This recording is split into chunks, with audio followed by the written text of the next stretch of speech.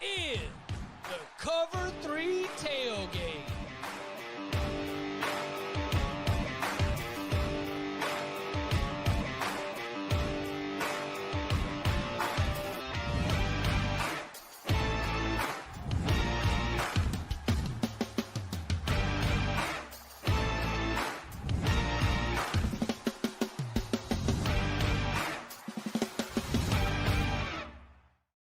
And welcome back to the Cover 3 podcast here on CBS Sports. That's Tom Fornelli. That's Bud Elliott. That's Danny Kanell. I'm Chip Patterson coming to you live at youtube.com/Cover3 and everywhere you get your podcasts on demand.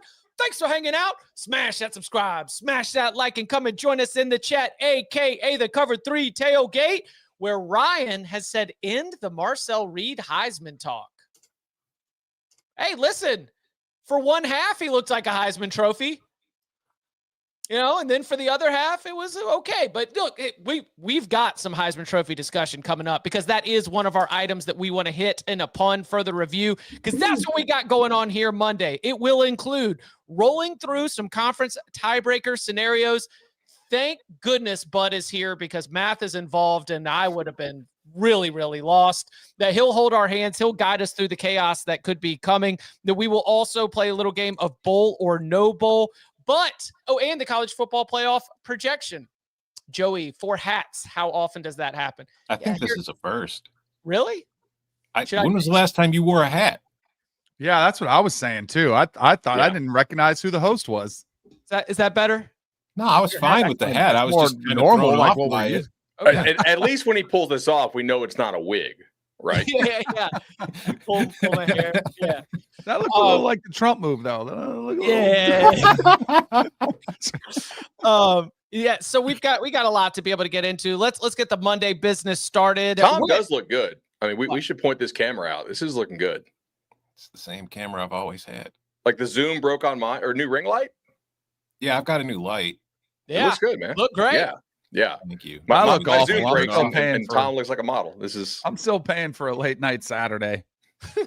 I'm getting too old for those, hanging with the young kids. I threw the eye patches on.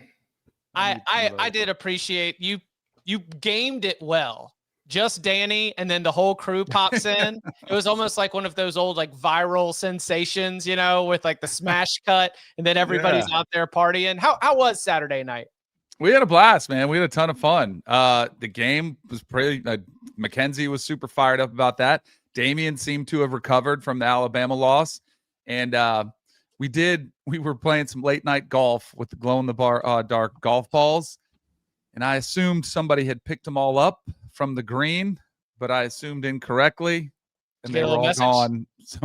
Sunday morning, they were all gone. I don't know. I haven't gotten a note yet from the club, but there's a chance probably you'll get some kind of, hey, you know, you're not allowed to do that. But only live once. Like from the pool deck onto the course, or did you guys have to get out? Yeah, from the pool deck onto the course. There's a little green behind the house, so we were a little closest to the pin action.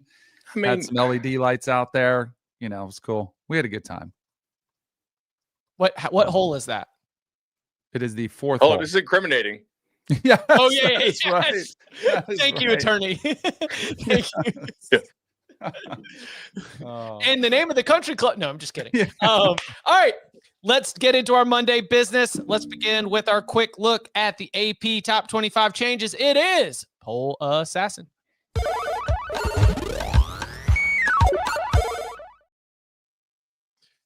All right, as we look at the new AP Top 25 poll released on Sunday, of course, you've got to step back for the Alabama Crimson Tide. They fall from number 4 down to number 10. That is down 6 spots, allowing for a slight bump up for your Georgia, your Ole Miss, your Oregon. Not much changing right there.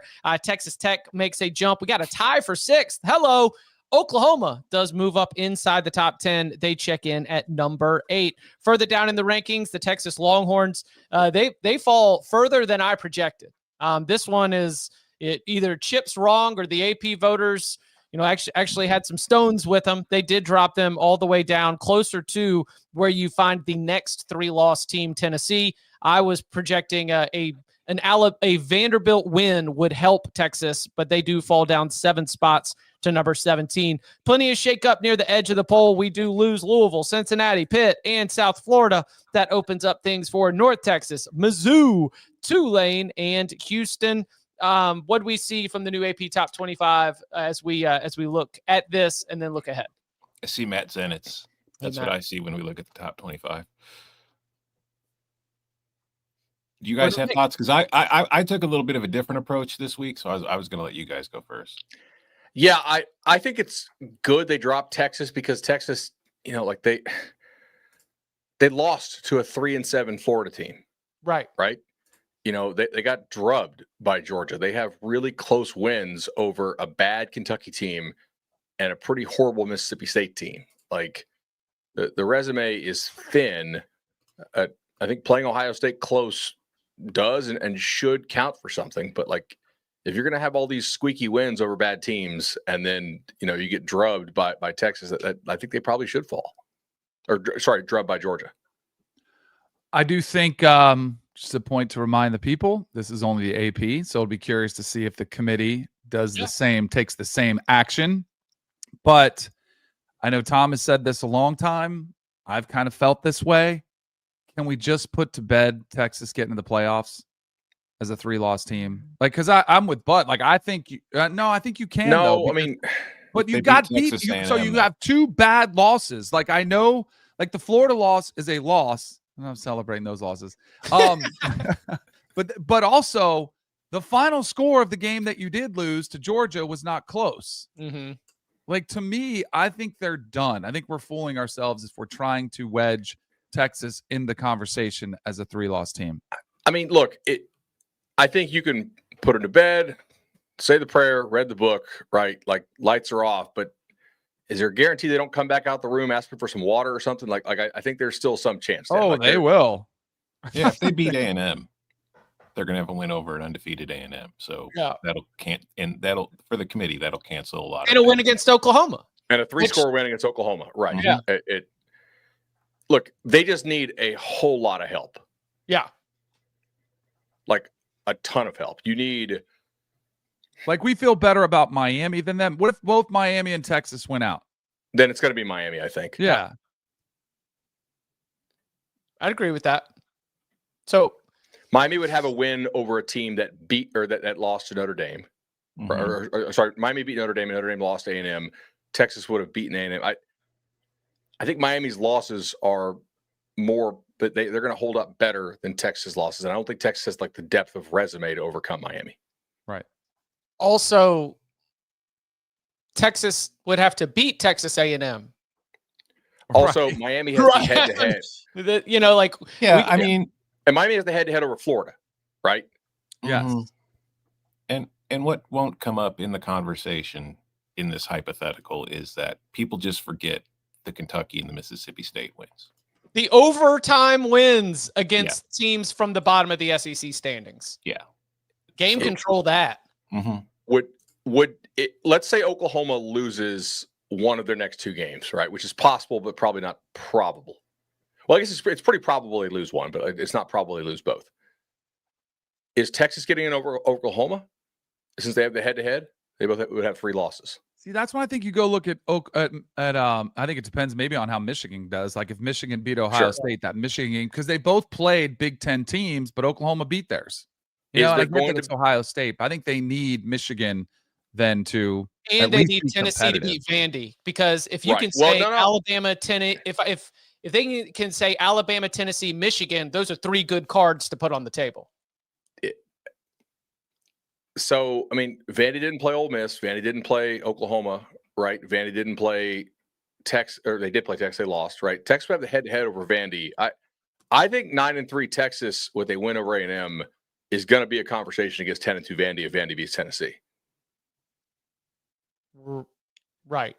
I was talking about Oklahoma, and Oklahoma wants Tennessee to beat Vandy. Badly. Yes. Yeah. To be able to strengthen their position. Right. What do we make of some of those changes near the bottom of the rankings?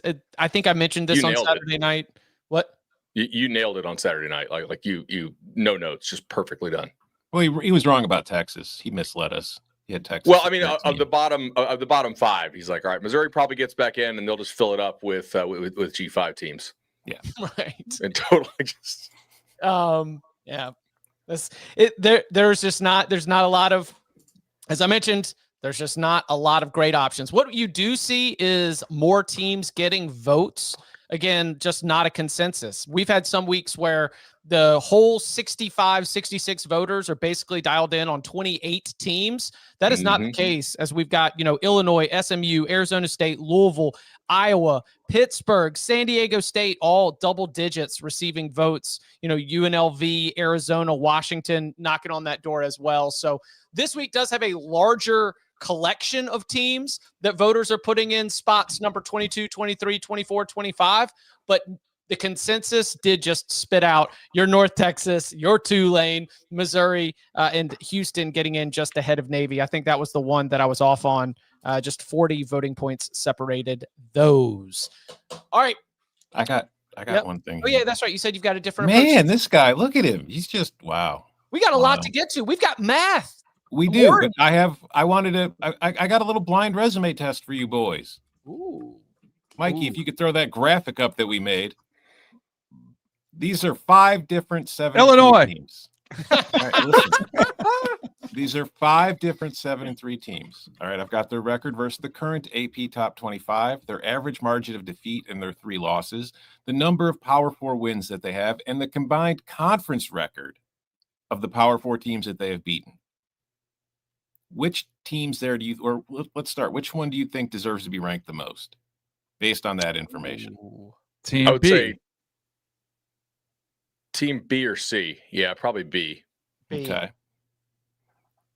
Now, what we don't have is what is the record of the teams they lost to? Correct. We don't. Because we'll see in a minute. But okay. Just so you look at those resumes, because this is mostly this is the bottom of the top 25. I'm not going to lose sleep over any of these teams being ranked and any of them not being ranked. It's just trying to make a point about what the body of voters do. So Mikey, if you want to reveal who the teams are. Ooh. Let's go. A and E, the 2 teams are ranked, Missouri and Tennessee, neither of whom have a win over a ranked team. Their average margin of defeat is comparable or worse than the other teams. They have fewer Power 4 wins than Arizona State and Nebraska, and the combined record of the teams that they have beaten from the Power 4 is dog shit. But they remain ranked not because they're in the SEC, but because they started the season ranked. And voters are lazy. So when they see a team lose, if they had them ranked, they just move them down. They don't take the time to reconsider whether that team actually deserves to be ranked. They just keep them in and move them down. Meanwhile, teams like Louisville, Arizona State, Nebraska, who didn't start ranked, have to constantly prove themselves, and any loss that they suffer shows that they never deserved to be there to begin with. And I would just argue, Bud, because we were talking about, we didn't show the record of the teams they've lost to, because Missouri's is incredible. Like they've lost to 3 ranked teams. Tennessee's, all their losses have come to ranked teams.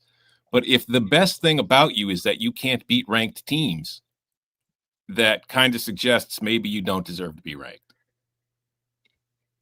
First of all, let me echo Joey in the tailgate. Excellent exercise, Tom. I like the way you set that up. I like the way that you dug that together. I truthfully thought that Illinois was going to be Team C. That was definitely part of the plan. Yes, I purposely left Illinois off. You really baited me into that one. I didn't know their margin of defeat, margin of victory stats, but I know that they've got the win over USC to their name.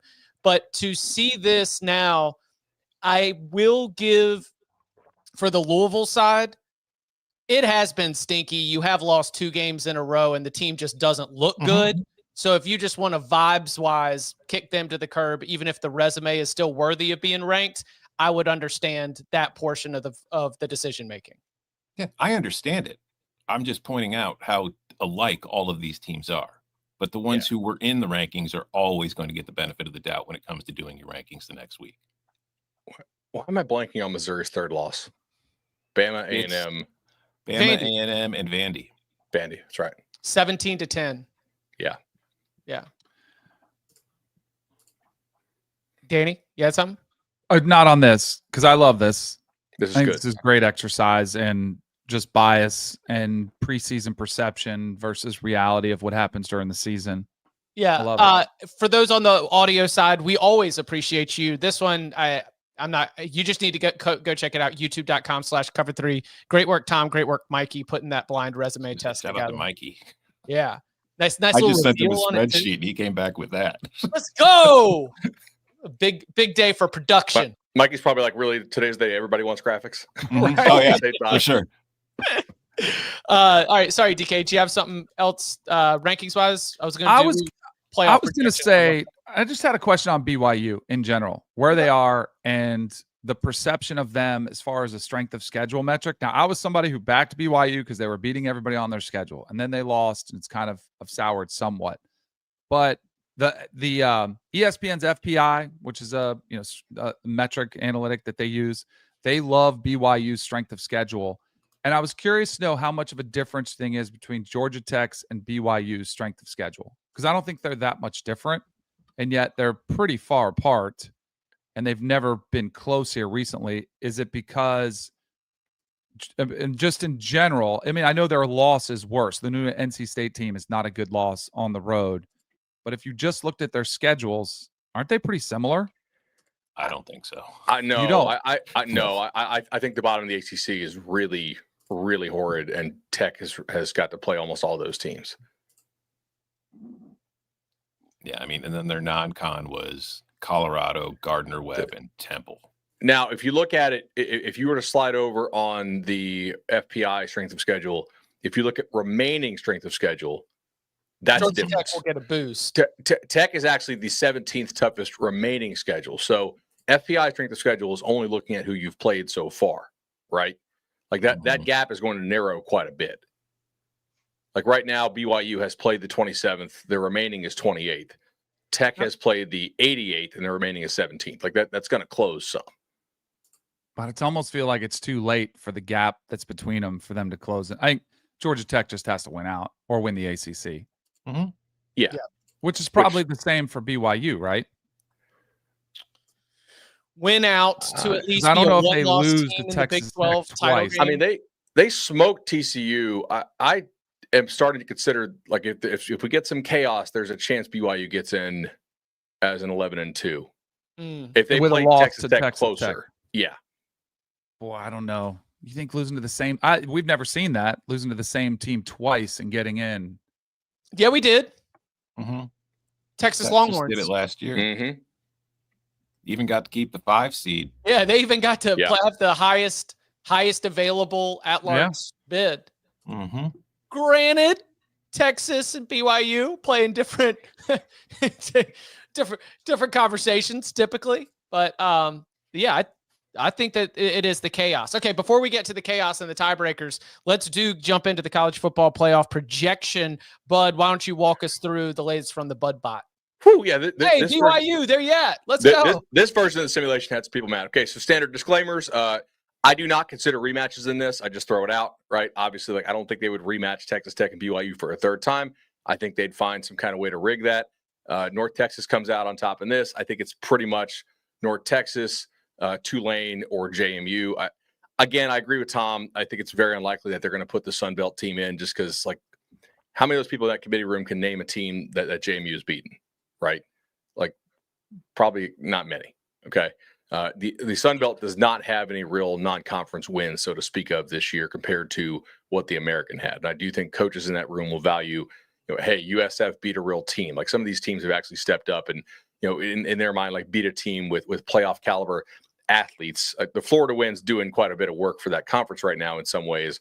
Like obviously you're beating Florida, you're beating Arkansas, two pretty bad SEC teams, but at least those teams, they're spending some real money on the roster. Like the caliber of athlete is recognizable. I don't really think the Sun Belt has that. Okay.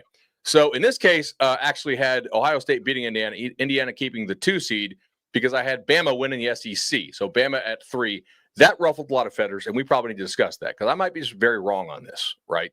But if Bama has the head-to-head win over Georgia, they've played, I think, the toughest SEC schedule among all the contenders. And they would also have beaten an undefeated A&M. Do we not think that Bama would get a bye and they would jump Georgia? Would you really put the SEC champion third among SEC teams because A&M is going to keep it by at 12-1 in this case. Like I had a lot of Georgia fans, but no non-Georgia fans. So I'm thinking this is Georgia bias. But again, I could be wrong on this, right? You're trying to guess what a committee will do. Like if Bama wins the SEC, are they not going to jump Georgia and get a bye? Because you guys are not Georgia fans. You guys are unbiased against, for or against Georgia. Although this is technically a Georgia podcast. Thank you for remind. That was important that you kept that top of mind. I tend to think they would jump back up. Right, you get the road win at Auburn. Auburn is what, a bowl team, possibly. In the SEC, they'll probably get some credit for that. It's the Iron Bowl, all that kind of stuff. And then you're the team that beats a 12-0 Texas A&M team. I don't know. I have yet to have any feedback from non-Georgia fans that this is wrong, but I got a lot of feedback from Georgia fans that this is wrong. Yeah, no, I think Alabama would jump on both. I just think what you said about, I just don't see the SEC champion getting the 5 seed. Correct. I think that's a real easy data point. This quality win that Alabama gets a boost from the scenario that you just laid out. Texas A&M is in Atlanta with a 12-0 record. The Crimson Tide win the tiebreakers, go in there and beat them. Then yeah, that to me is easy. Alabama ends up being the highest ranked SEC team in the eyes of the committee. I think so as well. Let me see. Georgia Tech winning the SEC or the ACC and getting the 10 seed. Obviously, this implies that Georgia beats them, which I do think will happen given Georgia Tech's defense. This time Oregon beat USC, so USC did not make it. That's a change from last week. Had Ole Miss hosting Notre Dame this week, so kind of a little flip flop there. Pitt didn't look very good. I think Pitt catches another loss or two. If Oregon beats USC, that hurts Notre Dame's resume just a little bit. So again, Notre Dame is the 8 or the 9, and Ole Miss as the 8, which sends Notre Dame on the road. That got a little bit of feedback. Also, the thing that got the most feedback Oklahoma was Oklahoma not being in. Like, look, in the models, guys, I'm just telling you this. You can look at pretty much any of the publicly available ones. Oklahoma's power rating dropped after that game because the offense looked like complete garbage again, and they were outgained 2-1. And I know that they played defense in a way that could lead to slightly increased chance of turnovers, and Venables is a wizard at that, but also 212 to 406 yardage edge. Like, this has Oklahoma losing again. Did you see the Connolly SP Plus win expectancy for Oklahoma in that game? Yeah, 4%. It's 4.8%. Which, if you watch the game, makes a lot of sense, right?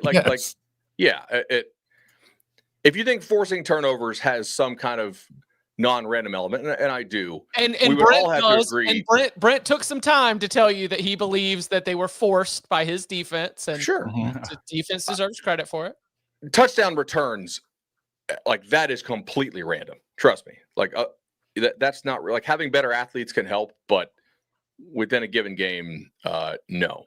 So yes, and of course, pick sixes, they do lead to less offensive yards because it steals a drive from you.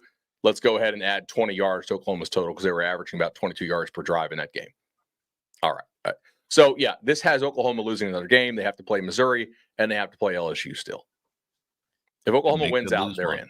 I will make a prediction that Oklahoma wins out and ends up getting in there. And also, Bud, as somebody who has besmirched the great name of Rich Clark and many committee members here on this podcast, for the allegations that you throw out that they're just trying to make a TV show, Bud, not taking one of the biggest winners of the weekend and throwing them out of your projected CFP model, that is a way to really drive up the interest and the intrigue. Like, let's find the when I ran it, I was like, oh, this is going to do numbers. It's cool. Like, what's the one team whose fans are the most happy?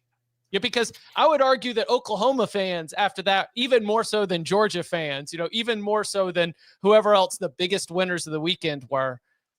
Even being behind a second Big 12 team, that would be insult to injury for a Sooner squad that is riding high here on November 17th. Yeah, it's going to be interesting to see like how far they would drop if they lost to Missouri or to LSU. They're what, a 9.5 point favorite this weekend against Missouri? Yeah, and I think part of that is the idea that Bo Perula might play. He did warm up in shorts over the weekend. I know Zenit's tweeted that there's some chance he's back. Again, if you play offense the way Oklahoma does and you play defense the way they play, almost any game is winnable, but also the potential to lose some games is really there because you just can't move the football. They ain't losing. I know. I don't think they're losing either now. I don't think they're losing. We'll see. They could lose. I mean, I bet them against Tennessee. I didn't bet Bama. Like I'm not down on this Oklahoma squad. I just like the offense just continues to not be even decent. Listen, but I think they've kind of coached up Mateer now, thankfully, to just not make the big mistake. And he did a pretty good job of that. But he was in some, you could tell he wanted to make some plays. And he said, nope, let me just get down, get back to the line of scrimmage and just get another down. One thing you also really can't account for in this, and I would agree with you that the odds that they go undefeated are probably slightly higher than the odds that the pure numbers would say, is that we don't really know. Like Oklahoma's going to come with an absolute home run effort for that final game if they've beaten Missouri. Right. And what is LSU bringing to the table to meet them in the battle? Like, can I actually bake in, that idea? And look, Mateer getting healthier, to me, he wasn't playing the position well when he was healthy. He was still missing a ton of reads. I don't buy that. Like, it's just coming off the injury. Like the brain's not getting healthier. Like totally he did the same stuff at Washington State. And before he got hurt this year. Yeah, right. Exactly. Like yes. Listen, all right. So there's still so many teams alive. Himself in Iowa, in Norman, Oklahoma. Crimson and Cream, Iowa. Yeah, everything's Crimson and Cream, Iowa. Everything's Iowa. Welcome to college football in 2025. Iowa's won. Everything is Iowa. I don't think that Texas Tech can jump Georgia now, given how badly Georgia thumped Texas. I agree. Especially because their next biggest win would be a team they've already beaten. Correct. Yeah.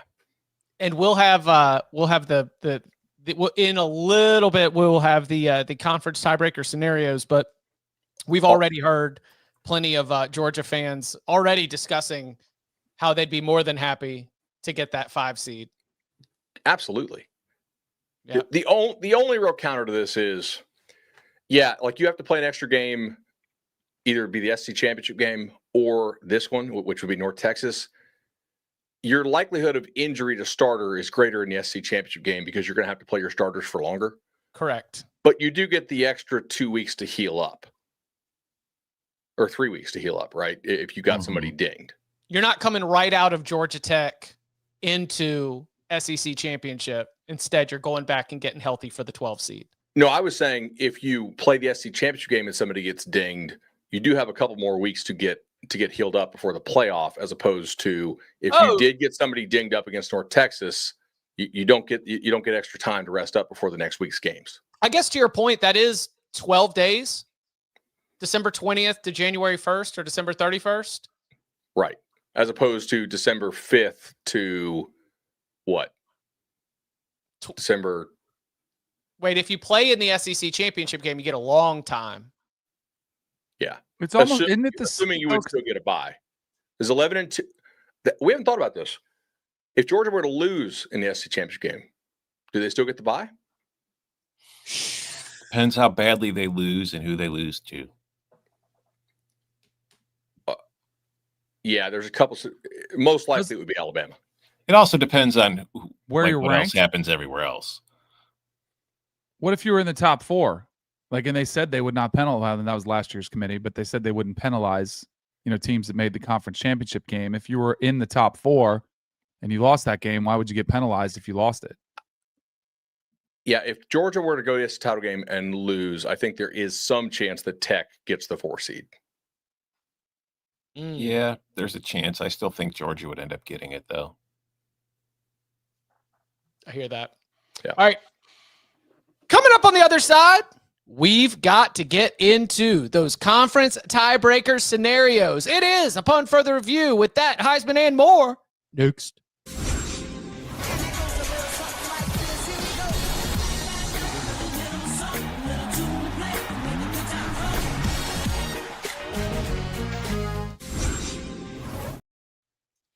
Back here on the Cover 3 podcast. We do enjoy spending some time every single Monday going under the hood. We call it upon further review. There were terrible calls. Do we want to go ahead and jump in? After further review. After further review. After further review. Back here on the Cover 3 podcast. And yes, it is time for Upon Further Review. We're going to get started, mark it, with some conference title scenarios. Bud, you have done some hard work. You have put some math together. We've got graphics because, yes, as we discussed in the college football playoff projection segment, things could get a little bit messy inside of the SEC. So we've got some motivating factors, what teams are rooting for, and so much more. But when you were looking at the SEC conference title tiebreaker scenarios, what was starting to jump out as some of the big storylines, teams to watch and more? Yeah, so Mikey, hold on the graphic for a second. Let's run through the simple stuff, okay? If A&M beats Texas, they're in.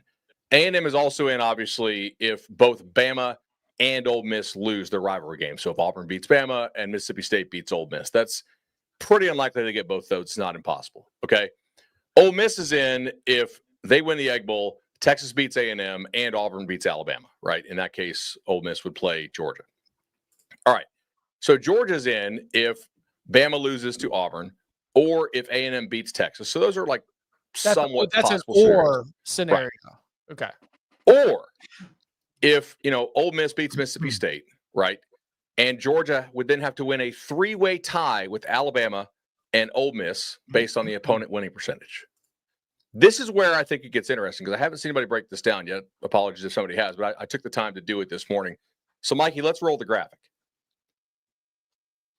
All right. So currently, Bama has a pretty decent lead on on conference opponent winning percentage, right? So that is the tiebreaker in the case in which we get A&M in and the three teams there at 7-1 in the league, right? Which would be Bama, Georgia, and Ole Miss. Ole Miss schedule, no shot to get in this scenario. So it really comes down to Georgia, Bama. And in this case, Georgia needs, there are 5 remaining games that will actually impact this that involve opponents that they both didn't play because obviously if they both played the team, it doesn't really matter. So we have Tennessee at Florida, Arkansas at Texas, Kentucky at Vanderbilt. Those are all this weekend. And on the final weekend, Missouri at Arkansas and Vandy at Tennessee. So I ran the model this morning. Georgia needs Kentucky, in this scenario, Georgia needs Kentucky to beat Vandy and then 3 other outcomes for them here, get it done. So you got to get 4, and one of them's got to be Kentucky beating Vandy. So, if they get Kentucky Vandy this weekend and Florida beats Tennessee, which is possible, Texas beats Arkansas, it's obviously extremely likely. Arkansas upsets Missouri. I'm not really sure how much of an upset that is, certainly some. And then Tennessee beats Vandy. So they need Kentucky over Vandy plus 3 of those other 4 I just mentioned to get in to have that strength of schedule be above Alabama's. There's a lot of outcomes actually in which their opponents finish with the exact same record. And in that case, yes. I looked at it because I was like, what if they only get 3? I ran it, and in 4 of those 10 scenarios, actually, Bama and Georgia finished with the exact same conference opponent winning percentage. And then that triggers Bama over Georgia because Bama holds the head-to-head. So these are kind of the 5 games you need to watch if you're a Georgia fan, and you got all eyes on Kentucky Vandy this weekend. What about for the Big Ten? Big Ten, Tom, did you look into this that much? Basically, it's obviously it's Indiana and Ohio State. Yeah, right. You can look at all the scenarios you want. Yeah, you haven't looked at Michigan beats Ohio State. Ohio State's got 1 loss in conference, and then Michigan would only have 1 loss in conference, and Michigan would have a head-to-head. Yeah, but it could set up other scenarios, right? Like if USC has defeated Oregon, then USC also finishes with 1 loss, right, in conference. Yeah, right. So Michigan is not win and in. Right. No, there's a USC, Michigan, Ohio State 3-way tie with 1 conference loss scenario. That gets very complicated. Right. Exactly. Chip, I just ran the numbers. It's Ohio State and Indiana. For what? Even if Michigan beats Ohio State? I ran the numbers just now. It's Ohio State. It's Indiana. So even in this, all right, now plug in new data. Here, plug in new data. This time it is USC beats Oregon, Michigan beats Ohio State. It's Ohio State and Indiana. Okay. These do not compute. Okay. He beating Oregon computes. Michigan's not beating Ohio State. Yeah, it's okay. All right. That's because, interestingly enough, there are some Illinois factors in the Big Ten.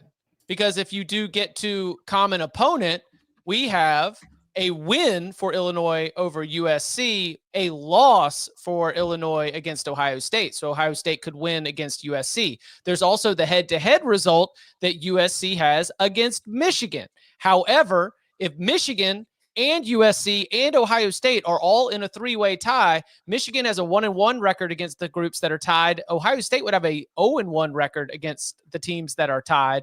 And then, of course, you would have the 1-0 record for USC, having not played Ohio State, but with a win against Michigan. The problem is, as you start to go down into the deeper tiebreaker scenarios, what happens is Michigan gets booted out because of its loss to USC, and therefore Ohio State would end up getting in ahead of them. Ohio State has played a slightly tougher conference draw than USC has, and that would allow for, than Michigan. Wait, hold on. Chip, the numbers have been run. It's Ohio State versus Indiana. Okay. Right. Now, look, if USC wins out and Michigan beats Ohio State, that's what I'm suggesting. It's Indiana USC. I'm fairly certain on this. You would need a lot of help because in that scenario, if all other favorites win, which is probably just the easiest way to do this, USC's conference opponents would have a 48% winning percentage, and Michigan's would have a 38%. So that's a decent number. Like we would need an additional probably 4 results to go in Michigan's favor. Tom, what I'm telling you is that Ohio State has a chance to lose in Ann Arbor and get themselves booted from the Big Ten title game. Chip, Ohio State will be in the Big Ten title game. That's what I am telling you. But I don't know if you watched Michigan against Northwestern this week. Ohio State. Well, we watched them last year all year game. Too. We watched them all last year. I know you did, but trust me. Yeah. Okay. Ohio State and Indiana, yes, careening towards that opportunity. That if you go to look in the Big 12, man, there's a big host of teams that are rooting for losses. Unfortunately for Utah, for my money, probably the best of those teams and certainly the highest ranked outside of Texas Tech and BYU. The Utes have the head-to-head loss to BYU, and they have the head-to-head loss to Texas Tech. That makes it extremely difficult because any head-to-head tiebreaker there is going to end up going against the Utes. Houston also sitting there at 2 losses. And Arizona State, however slim, because of that victory against Texas Tech, Arizona State does potentially have a path to the path to the Big 12 title game. Cincinnati also tied there in 3rd place with 5-2. Cincinnati has a massive game coming up this weekend against BYU. That is the only opportunity to keep its slimming conference title hopes alive. I'm like trying to play with this, and I'm really not even sure I can get to a combination that gets Michigan's conference opponents to a higher percentage than USC's if USC wins out and Michigan beats Ohio State. Like I just flipped Nebraska, Iowa. I just flipped Washington, Oregon. I Michigan State beating Iowa, which probably not super likely. Even in that case, like you're still got USC as 4/10 higher. Like they probably need a lot more than 4 results. I was kind of spitballing on 4 results. Michigan might need to run the straight to get in over USC. And the Tom Bot 4000 again declaring Michigan will not beat Ohio State. Hold on, let me run the numbers one more time. Yeah, no, Ohio State's going to beat Michigan. I don't think we're assuming USC over Oregon. It's just it again we are creating. Yeah, Oregon winning is cleaner. Oregon finishing with 1 conference loss, and that 1 conference loss being to Indiana, is like a very clean way for this to end in terms of the Big Ten picture. And of course, Ohio State and Indiana for the Big Ten is the most intriguing and exciting conference title game. I mean, that is something where all season long there has been, not as many of these top teams getting to clash against each other, just based on the way that the top tier of the Big Ten is shaken out and the way that those schedules were set up for this particular season. Ohio State against Indiana for the Big Ten title would be awesome. And that's what I am rooting for in the Big Ten. Also, Michigan would not be in over Oregon if they both went out, guys. So Indiana would be in at undefeated. Oregon's conference winning percentage of their opponents is over 500. Like, I really don't think there's any possible combination of games that allows Michigan to make up 0.13 in the win percentage column over the final 2 weeks. Now down in the Atlantic Coast Conference, where Georgia Tech and Virginia are currently tied in first place with 6-1 conference records, each with one conference game remaining. The Pitt Panthers and the SMU Mustangs are at 5-1. We do have, if you want to look a little bit further down in the standings, there is, you've still got Miami at 4-2. You still got Duke at 4-2. Louisville officially eliminated from ACC title contention mathematically with their loss. So that's about where you're drawing the line. And I think we can draw the line a little higher to Georgia Tech, Virginia, Pitt, SMU, all those four teams with one loss. What is likely, what is expected, and what are the big hiccups or pivot points in that title race? This is not, I did think about trolling Mikey just to have him make an insane graphic for this, but I ran out of time. Because I wanted to make sure I had the SEC right. So Georgia Tech beats Pitt, they're in. Okay. I think that there's some chance Georgia Tech can lose that game and get in, but I can't figure out what it is. That's easy for Georgia Tech. Win and in. Yeah. Okay, what about the Virginia side? So Virginia needs to obviously beat Virginia Tech. Okay. They need SMU to lose one more time. So SMU plays Louisville and Cal. That's certainly possible. And they need Pitt to lose one more time, which would be to Georgia Tech or Miami. Does Virginia face a Pitt? So Virginia needs Pittsburgh to lose one of their two final games. Does Virginia face a situation where it would lose the tiebreaker to Pitt?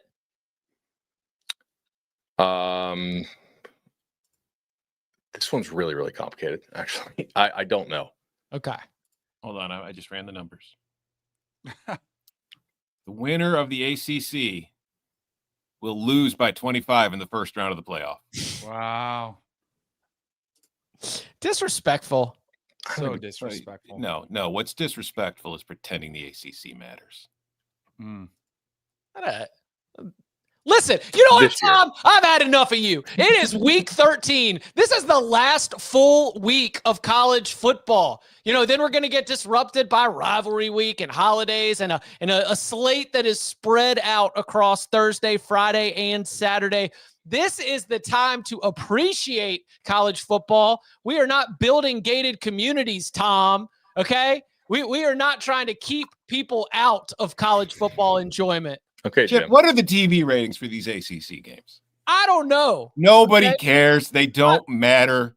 My name ain't Nielsen. My name is Patterson, and I'm an appreciator. Danny, you've been arguing about how the G5 shouldn't be having an automatic spot in the playoff. Why the hell does the ACC deserve an automatic bid? I said if the Duke scenario played out, take it away from him. I am totally fine with that.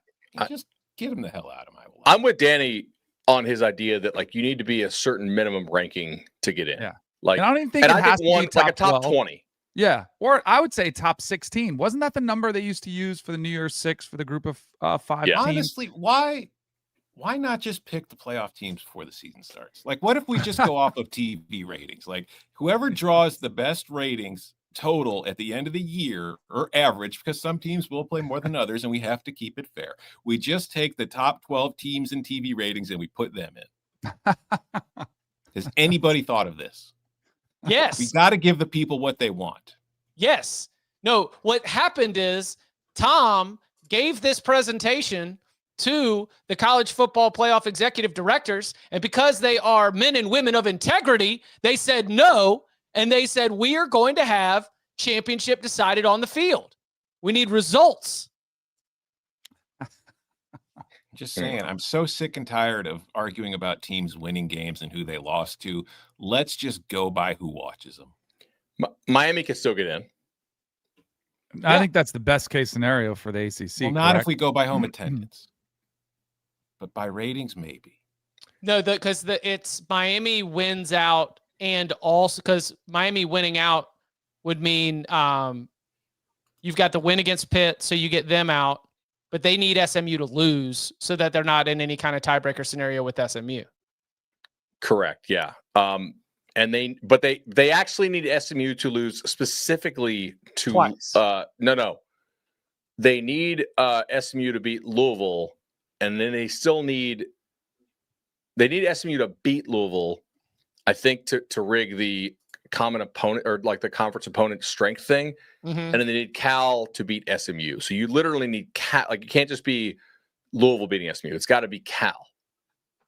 And SMU, correct me if I'm wrong, aren't they one of the ACC teams that controls their own destiny? They went out, they're in the ACC title? Did I hear that wrong last week? No, because they got to win out, and then they still need, I think, and look, this is really complicated. I could have done this wrong. All right. But I think they need to win out, which is Louisville and Cal. I'm pretty sure they have to have Pitt beat Georgia Tech if they want to. This that may not be correct. I'm not sure I have this 100%. Like, this is pretty damn complicated. Do we want to bring back divisions, or do we like tiebreakers? Chat, let us know. Give us a Y or N. Do you like the tiebreaker chaos and confusion? I think with a 17-team league where the schedule strengths are so disparate, I would really consider going to, in the absence of like a head-to-head, highest rated like college ball playoff team. Instead of doing because basically all of these are coming down to the opponent's strength of schedule situation, which is, as you mentioned, imbalanced schedules makes it very difficult. You do away with conference championship games, and you have that final weekend where you have your top 4 teams play. What if we just took the 12 teams that get the highest ratings and we put them in a conference and have them play a round robin? The American uses this, by the way. Like, the American uses the college ball playoff rankings, I believe. Yeah.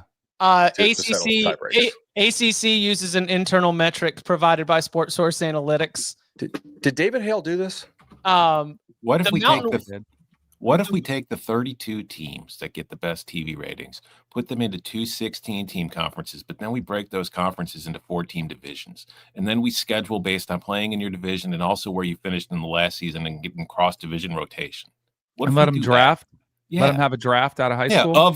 From all the other loser schools. They can take their best players every year. We'll hold a draft. If you're a loser school who's not in this super cool league, you're going to lose your player, but we'll give you $20 for him. If David actually did this with all possible combinations, I mean, hats off to him. That is tremendous work. I fear for David. I looked at his Twitter account. I didn't see it. The man spends far too much time thinking about the ACC. It cannot be good for you. The Mountain West has had it go all the way down to that 7th or 8th tiebreaker that is the internal power rating metric provided by Sports Source Analytics to determine who's going to play in the Mountain West title game. That happened, I believe, 2 years ago. So it is not uncommon or unheard of, the fact that you would get all the way down to those levels. And yes, the last final tie-breaking procedure, I know in the ACC, commissioner draw. We're flipping a coin in Charlotte, baby. Carolina. Could you imagine? I mean, we already got cameras in there for all of the officials, right? You know, so they finally started They finally started getting some calls wrong this weekend on that thing, and just like, all right, cool, whatever. It's on video, but we're just not going to discuss it on the broadcast. That was. Hey, we appreciate the transparency, right? Again, these are all the things that we are going to be tracking as we look ahead to week 13, setting a little context for the football that is going to be played. Speaking of the football, now it's time for the brilliantly boring wins of the week. We forgot Big 12. Is it a bit, or are we going to do Big 12? That's because you hate them, bud. Apparently I thought I said it's hard to get. We were presenting the Cincinnati. We were presenting the teams that want to jump up into the Texas Tech BYU realm. Mentioned the BYU Did we skip it? I didn't think we skipped it. I thought we skipped so Texas Tech obviously controls its own destiny. BYU does as well. Even like Arizona State, Houston, Cincinnati, Utah, all those teams are still alive. Yeah. So I said Arizona State still has a small path thanks to having the head-to-head win against Texas Tech. They obviously need a little bit of help to be able to get I wasn't sure we were doing like to chop it for a segment. Okay. Oh, I mean, do you have it? Do you have more on the math there? A little bit, but not much. We can move it on. But it's probably like going to come down to the final weekend. How so? Lay it out. Like just with all the games we have this weekend, it's going to be like less complicated after this weekend. So which ones? Like all of them, literally. Like Utah, BYU, Cincy matters. Like that one's going to matter quite a bit, actually. Yeah. I don't think BYU is going to lose to UCF, but they could, I guess, in theory. They could. What about that Arizona State path? It's really freaking complicated. So, well, let me pull this back up. This is a great show. My bad. Where are we at here? Okay, so for Arizona State, okay, wrong tab. All right, they could basically like get in if like they think they need Houston to lose. Yep. Right. And Utah to lose again. And then BYU obviously to lose. And they need to win they need to win out. And then it comes down to like common opponents, and it's just a freaking mess. Yeah. Sorry. Yeah. This is a mess. Yeah. The thought that really is standing out to me is the fact that Utah is the team that you would trust the most to be able to execute what needs to be executed down the stretch to be able to make it in. And yet they have head-to-head losses to the teams that are currently in first and second place. Right. So the loss to Texas Tech, the loss to BYU, any kind of tiebreaker scenarios, you're going to be stuck on the outside looking in from most of those. There's just not enough weeks left to play. The Houston side of it is particularly interesting, especially because you've got the head-to-head loss to Texas Tech, which could hurt you, but obviously nothing against BYU. The loss to West Virginia, while it is very damning on its face, it is not necessarily actually it is damning because that's the common opponent loss to BYU. So common opponent could end up being the one that makes West Virginia keeping Houston out of the Big 12 title game. So real clean here, and this is an insane thing to say in the Big 12, if all the favorites win and Cincy beats BYU, then it would be Texas Tech, Arizona State. Is Arizona State favored against Arizona? Yeah. Jeff Sims is playing, of course. I mean, he's an NFL quarterback, Kenny Dillingham says. But probably not by much, right? Probably like 2 points. If you have Arizona State fair, I'm not gonna disagree with that. Like it might just is the game in Tempe? It might just be home field that gets them favored. The game is in Tempe. Yes. Yeah, without Levitt, it might just be the home field advantage. Yeah. So again, you do have clean Texas Tech, BYU handle business. You mentioned the BYU Cincinnati game, absolutely massive coming up this weekend. Texas Tech, they are almost done. For those who weren't aware, they are off in week 13. They close the regular season at West Virginia. You take care of West Virginia. You finish with an 8-1 conference record that has you very much, positioned in and clinched for the Big 12 title game. BYU, Utah, Houston, Arizona State, Cincinnati, all in the mix in the Big 12. If like Utah right now is the biggest Cincy fan. So if Cincy takes down BYU and TCU, then Utah would go against Texas Tech because they would have the highest common opponent winning percentage among the other 4 7-2 teams. Nuts. All right, we good? Yeah. We'll keep I this just ran the conversation. math. Texas Tech's going to win the Big 12. Yeah. Got it. And now it's time for the brilliantly boring wins of the week, brought to you by PNC Bank, where we highlight the boring actions that make the biggest difference, because PNC Bank helps keep your money simple so it's there for every adventure that calls your name.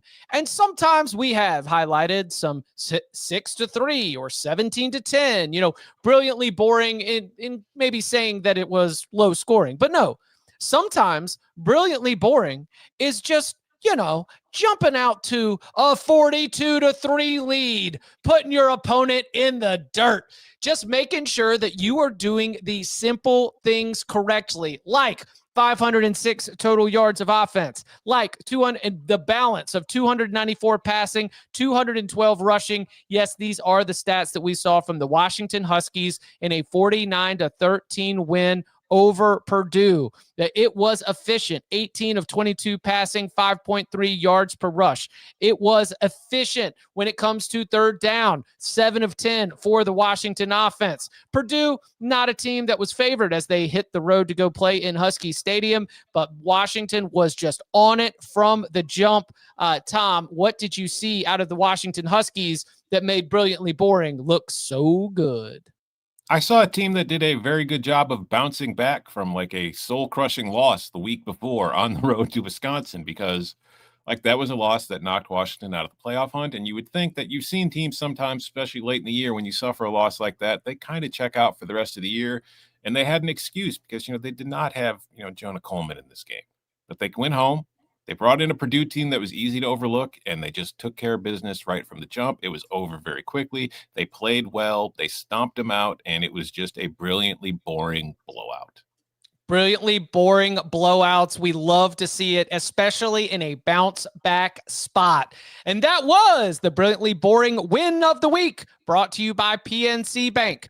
Brilliantly boring since 1865. Brilliantly boring since 1865 is a service mark of the PNC Financial Services Group, Inc. PNC Bank, National Association, member FDIC.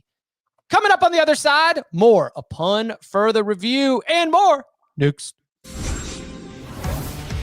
When you need your sports news all the time, we've got breaking news to bring to you. CBS Sports HQ gives you a snapshot of all the sports that matter to you. When you need your sports in a snap, find it on CBS Sports HQ. Streaming free anywhere you are. Back here on the Cover 3 podcast. Tom, you mentioned you had an upon further review that you wanted to mention. Where would you like to take our attention?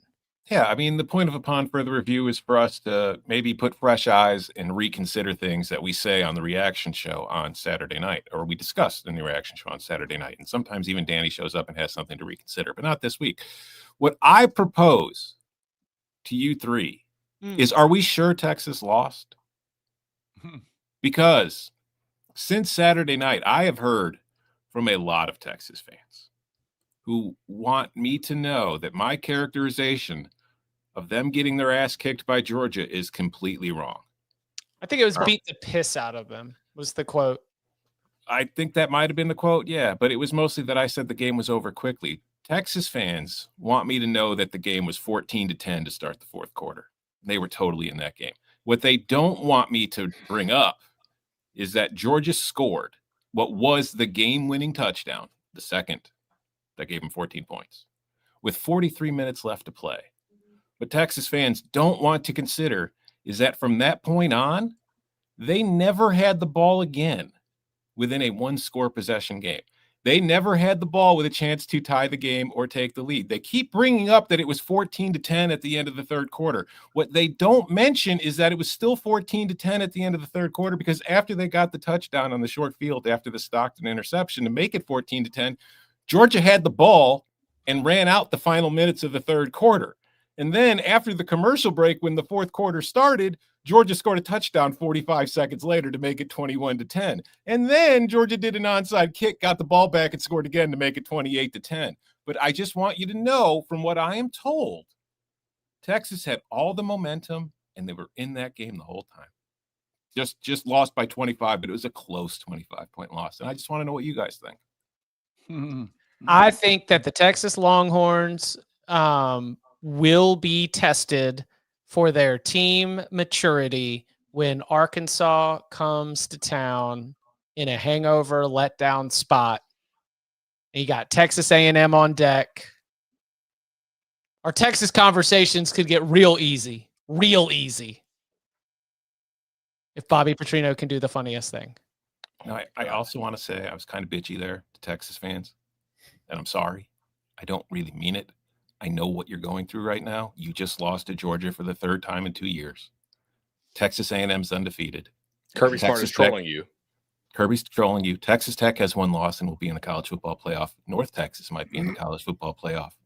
And you're kind of just wondering where you are in the world right now, where you are in the Lone Star State. So I get it. You guys are kind of going through it, so you're lashing out. And I want you to know that if you need somebody to talk to about it, I'm here for you. I will listen. I am. I'm always here for you. Everybody. Now, yes, Bud. I mean, like that trolling was like directly Next level. related to Justice Terry, in my opinion. Explain for those who didn't catch it. So Georgia won an absolute war for Justice Terry, 5-star defensive lineman out of Manchester. Texas beat Georgia last year. Correct. For in-state 5-star defensive lineman Justice Terry, with I think what a lot of industry people think was like a whoa NIL size package, and Georgia was pretty salty over that. Again, like they don't typically lose 5 stars from their backyard, and Kirby's like, hey, we're not all about taking the check. Like, we're going to give you a check, but you come here to work, and it's toughness. If you have the check and no work, what do you have? Like, I think that was 100% related to that. I agree with him also. I don't care if he's trolling. I think that in this era, there is starting to be more of the divide. There's the teams that spend and the teams that win. And those are not necessarily the same. And it's Georgia's not lacking for resources. They're no little underdog. Mm-hmm. But Kirby, like, what would we always used to hear about the Saban discount, right? You get to go play for Nick Saban. Georgia probably loses some recruits, some individuals that don't want to take a Georgia discount related to market value. But if Georgia's able to say, okay, Georgia might be able to weed some players out by playing. Also, like, it's not like you can go to. It's not like if you go to Texas, you're going to get drafted on the D line. Like, I don't think Justice Terry made a bad choice to take the biggest bag, live in Austin, and like Texas sent a D lineman to the league nonstop. So yeah, I mean, if your only goal is to get to the league and get paid, sure. But if you want to win championships, come on down to death row. I think that's what he was saying right there. All right, I got we mentioned the where Texas could be at the end of this. Of course, Arch Manning started the season at the top of the Heisman odds board. How are, I know we've got some voters here, so obviously I'm not asking anybody to reveal any of their thinking on their ballots, but how do you see the Heisman race right now? Hey, I'm not trying to get my vote taken. I mean, I'm sure as the hell not betting Mendoza at even money or slightly, minus odds. Right. Like, how many points do you think they're going to score against Ohio State? I think the winner of the Big Ten championship game is pretty likely the quarterback of that game is probably going to win the Heisman. So I don't think there should be like that kind of gap where you're getting 220 on Sayin and 100 on Mendoza. Personally, I know Mendoza has better numbers, but when they play each other, like that's going to be the last result that people see. Especially if Sayin goes and gets the Michigan Bear off Ohio State's back. And you could throw on Michigan this year a little better than you could in prior years. So that feels a little mispriced to me. Not saying it's like massively mispriced. The other one is Ty Simpson. And I know they just lost, and I know he threw a backbreaking pick in that game.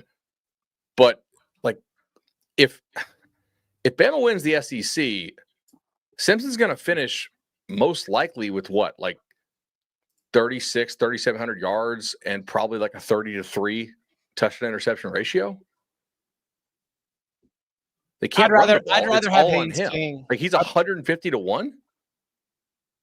That's the betting market in the wake of a loss. I don't think that those are. I mean, I know that I know there are limits based on implied probabilities there, but I think I'd rather have Haynes King than Ty Simpson.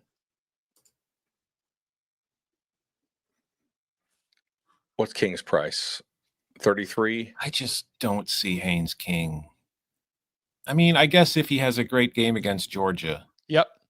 And wins the then ACC title. Wins the ACC, he could get like a push. Like hero stuff too, like those. Which is kind of how he has to play. 250, 150, Is More. Georgia more ready for what Georgia Tech does this year because so many other teams have copied what Tech did to them last year, so they've seen it quite a bit? I don't know. I mean, linebackers are pretty important. They've been losing some linebackers. Now. Yeah. What about Gunnar Stockton? Because he's been great in big games. I just don't know if he has statistics to back it up. But we talked about the tie-breaking scenarios. I think he'd have to play in the SEC championship and win it. And I think Marcel Reed's still in the conversation. But I'm with you, Bud. I still think it'll be the winner of the Big Ten championship game. But I still think Marcel Reed has a chance. Is there anybody else? Does Jacob Rodriguez show up as a finalist? Yeah, but he might he'll get there as a finalist because how do I put this this is not insulting to Jacob Rodriguez, who is a very good player for the Texas Tech Red Raiders, and he's an outstanding linebacker, and he's having an outstanding season. But there are, and you see it every year, there's like a hipster push online for this, and there are a lot of voters who kind of fall to the hipster, I'm just going to vote for this guy to be cool so I could say that I did. So I do think he will end up as a finalist. I do not think he has a chance to win it. And again, this is not about him. I just think that if you really think a linebacker is going to win the Heisman Trophy, I've got a bridge in New York to sell you. Aiden Hutchinson was a finalist, right? Mm-hmm. Obviously, Ndamukong Suh comes to mind. He was a Heisman finalist. Manti Te'o was a Heisman finalist. Mm-hmm. If I remember correctly, none of those really sniffed winning the award.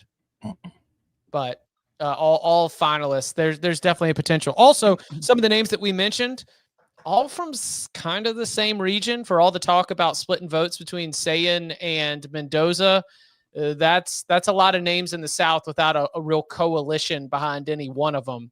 Because to get out my big election board map, Heisman votes are split in 6 different regions across the United States. It is not 100% even votes per region, but it is close enough that it seems to be pretty significant.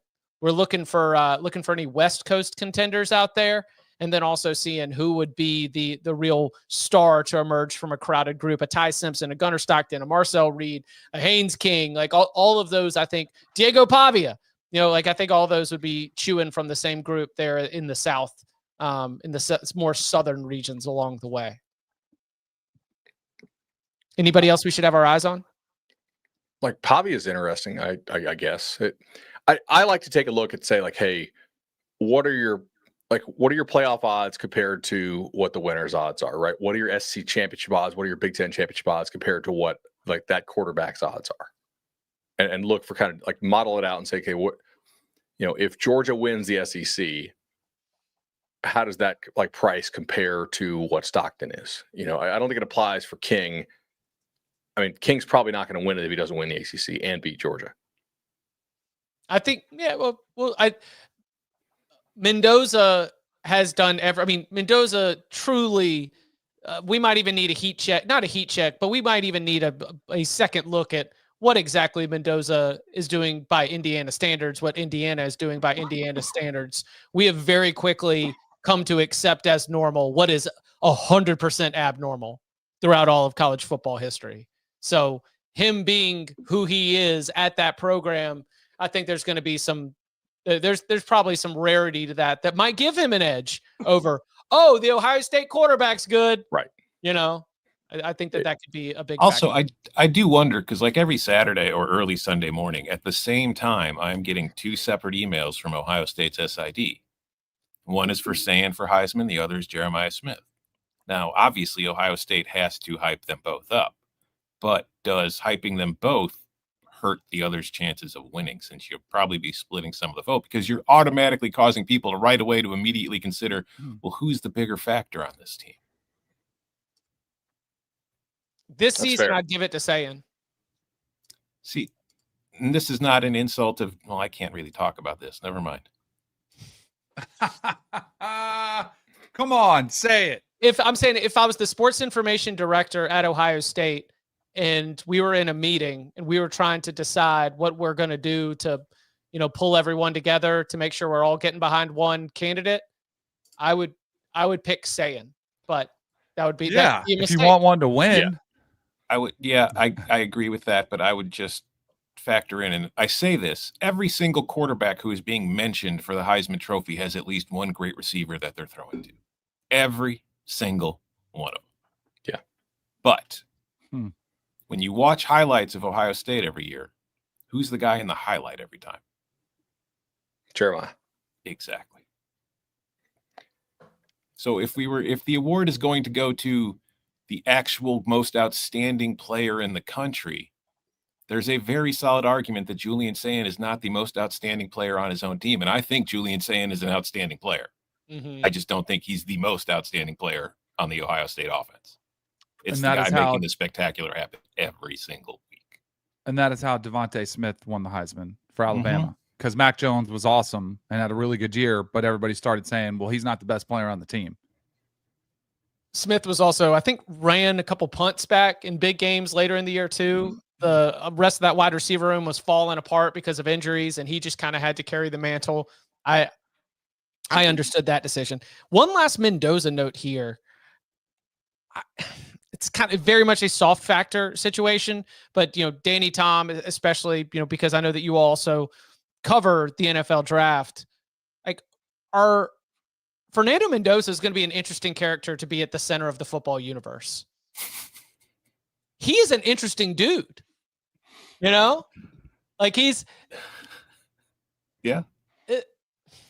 It's not like there's not necessarily an absence of any X factor there. In fact, there's almost even more, but he's so by the book, and he gets really excited about it. And he definitely takes a lot of the energy that comes from the coaches. And I mean, we remember 99 yards with the boys, but I've been watching these Fernando post-game media availabilities, and he is like ripping through yards and down and distance and blocking assignments. And he's Cousins-y. I was going to say Andrew Lucky. Yeah. Andrew Luck, Kirk Cousins. Yeah.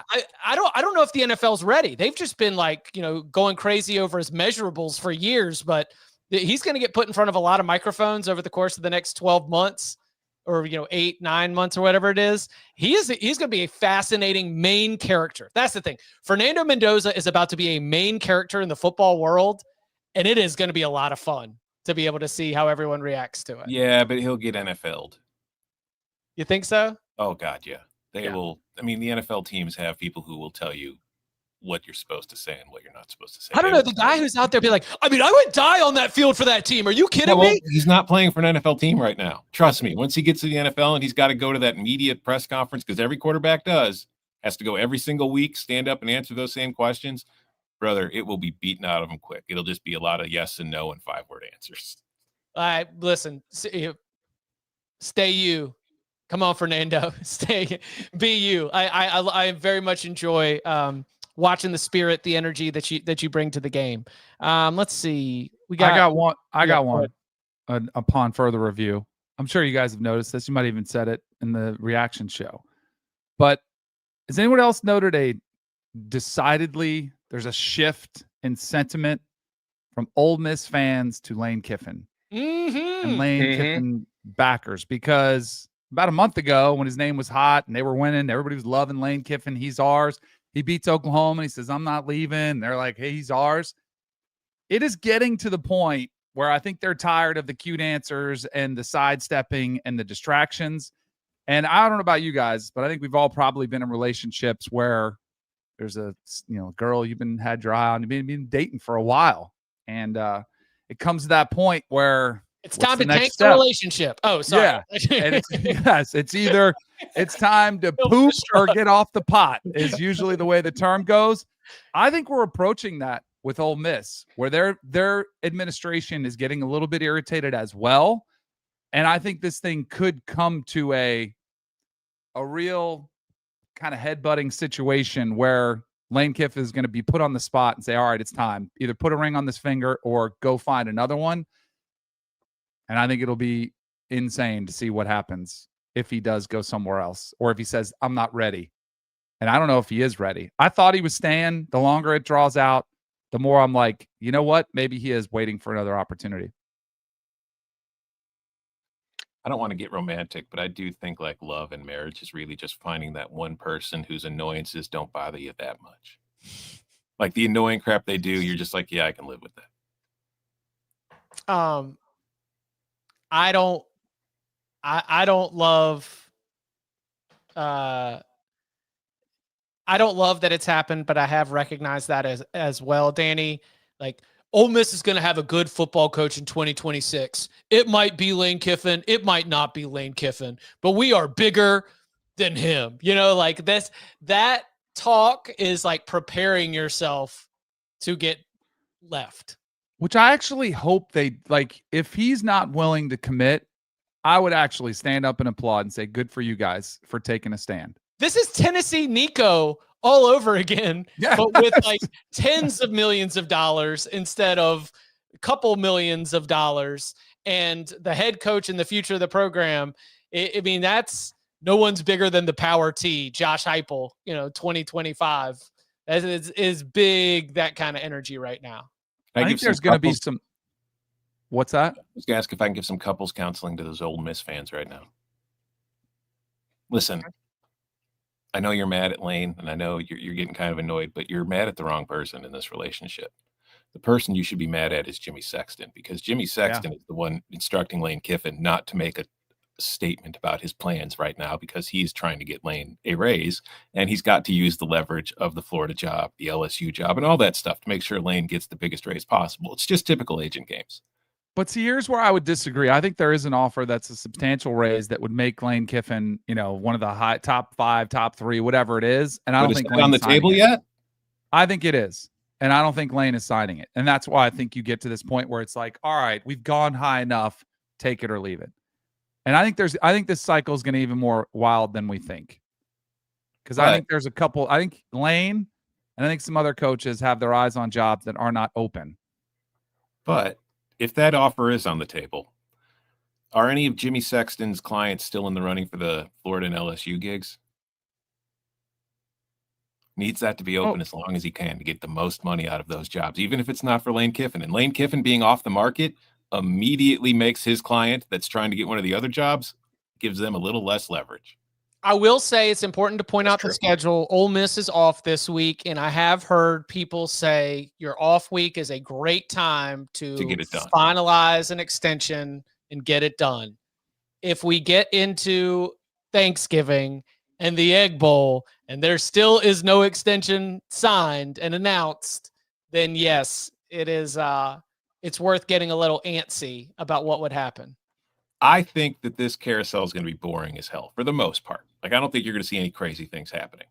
But I also think Lane will stay at Ole Miss, which is kind of driving that. But here's one mind-blowing scenario. Alabama loses to Auburn. Kalen DeBoer leaves for Penn State. Then Lane leaves for Alabama.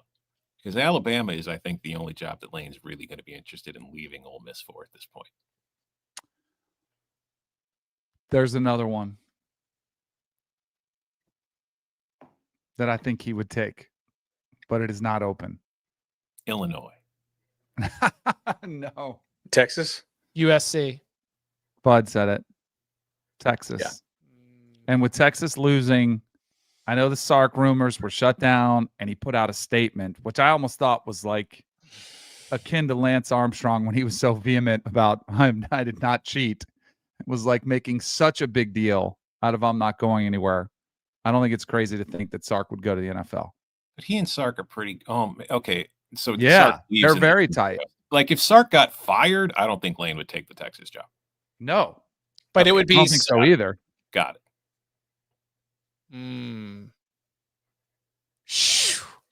Lance and Sark both in Austin. What is it about that place? Any other notes to get to from the weekend that was?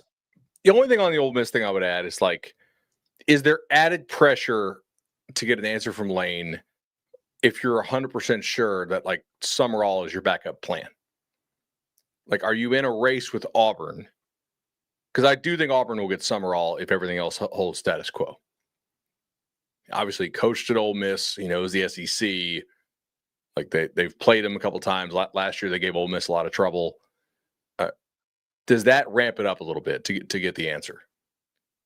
And the only thing I would push back on Tom is I'm sure Sexton has a pretty big hand in this. Lane also loves the spotlight. Yes.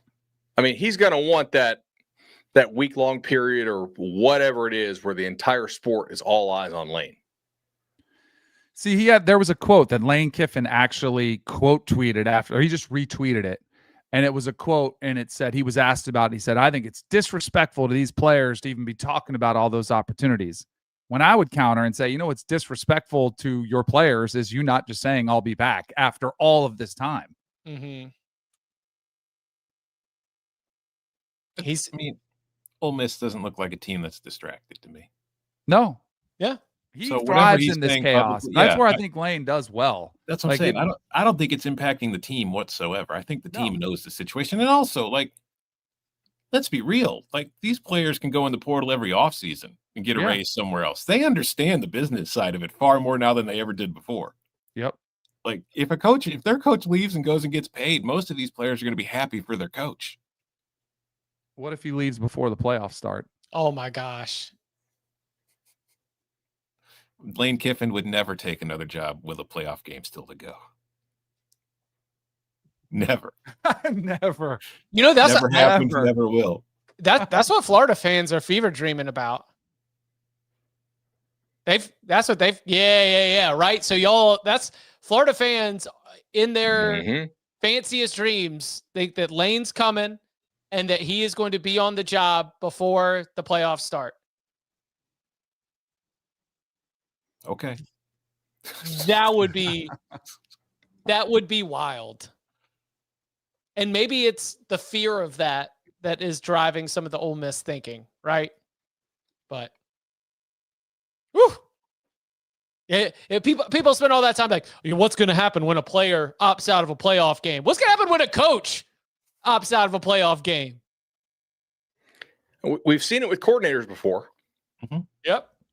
I mean, Mark Richt against Oklahoma, national championship game. He was leaving for Georgia.